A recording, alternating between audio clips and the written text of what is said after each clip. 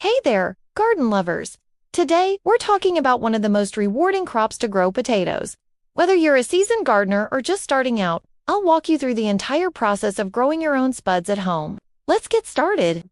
All recommended items will be available in the description with links. Products are affiliate products. First things first, seed potatoes. These aren't the same as the ones you find at the grocery store. Seed potatoes are specifically grown for planting and are free of diseases. You can find them at your local garden center or online in the description below. Popular varieties include Yukon Gold, Russets, and Red Norland. Choose the type that best suits your taste and growing conditions. Here are a few we recommend. The first one was the Simply Seed Potato Mix, 5 pounds, certified seed, Non-GMO, red Pontiac, golden Yukons, and purple Majesty. The others are single color and variety types. There are plenty to choose from, so click on the links in the description. Potatoes thrive in loose, well-drained soil with a slightly acidic pH of 5.5 to 6.5. Before planting, work compost or aged manure into the soil to provide plenty of nutrients. Potatoes love rich soilets, what helps them grow big and healthy. If your seed potatoes are large, cut them into chunks, making sure each piece has at least 1 or 2 eyes. These are the little sprouts. Let the pieces dry for 1 to 2 days to form a protective skin, which helps prevent rotting. Here is a guide of when to plant potatoes in the spring by zone. And here is a guide for fall planting by zone. Here are more tips for success. Now it's time to plant. Dig trenches about 6 to 8 inches deep and space them 12 to 15 inches apart. Place your seed potato pieces cut side down with the eyes facing up and cover them with 3 to 4 inches of soil.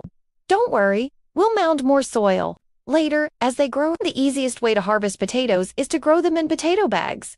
This way, when they are ready, you just dump them out to harvest instead of dig. Potatoes need consistent moisture, so water them regularly, but avoid overwatering. Too much water can lead to rot. When the plants are about 6 inches tall, start hilling them. This means mounding soil around the base of the plant.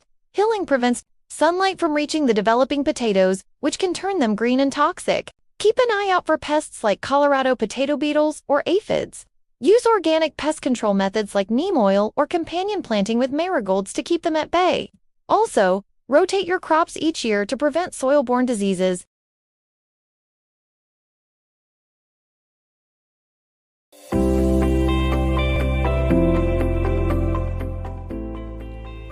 Hi, I'm Patty from Sow Right Seeds. Today I want to tell you about our Crackerjack marigold seeds. These fun flowers have large blooms in shades of gold, orange, and yellow. Not only are they beautiful, but these lovely flowers naturally repel pests. On the back of the packet, you can find detailed growing instructions to help you be successful. One growing tip is to be mindful of where you plant these flowers. They grow quite large, 3 to 4 feet tall and 2 to 3 feet across, all full of blossoms. It's an impressive sight. If you want to add color to your vegetable garden while keeping pests away, you definitely want to grow these marigolds.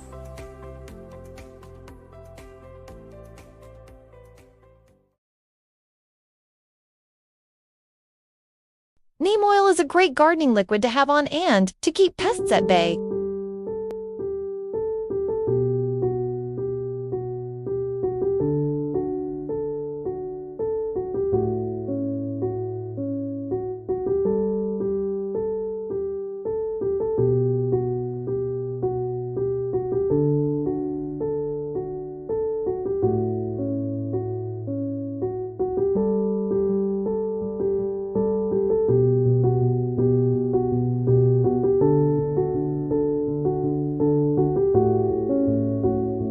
Your potatoes will be ready to harvest about 10 to 12 weeks after planting, or when the plants begin to yellow and die back.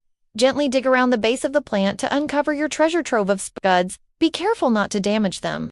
We recommend this potato fork, link in description. After harvesting, let your potatoes cure in a cool, dark place for a week to toughen their skin. Once cured, store them in a cool, dark, and dry location, like a cellar or pantry. Avoid storing them in the fridge as it can alter their flavor. Here are some more tips of curing potatoes.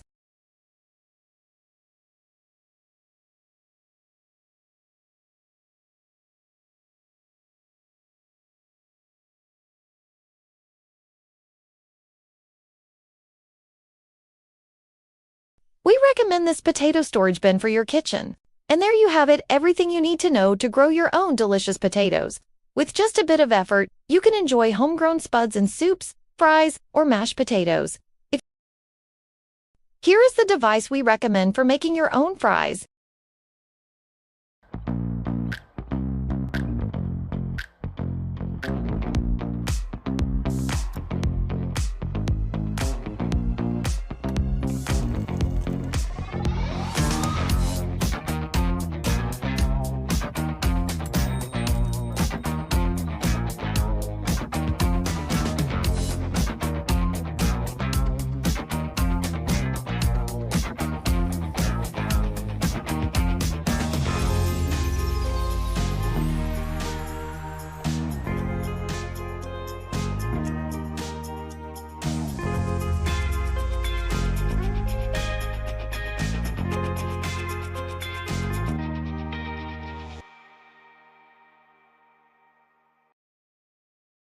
If you found this video helpful, give it a thumbs up, subscribe for more gardening tips, and drop a comment below with your favorite potato variety.